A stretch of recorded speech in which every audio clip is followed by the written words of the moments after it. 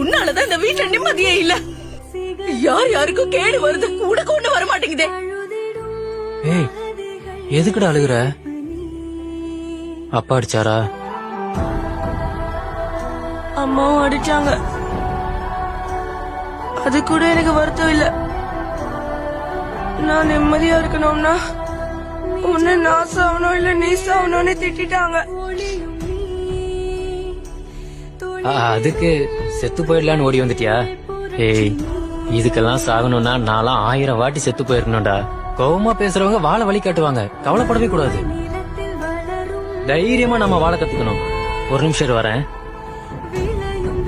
ஒருத்தவங்க நம்மள திட்டுறாங்கன்னா அது நம்ம நல்லதுக்குதான். சிரிச்சு பேசுறவங்களா நம்மள கீழே தள்ளதான் பாப்பாங்க.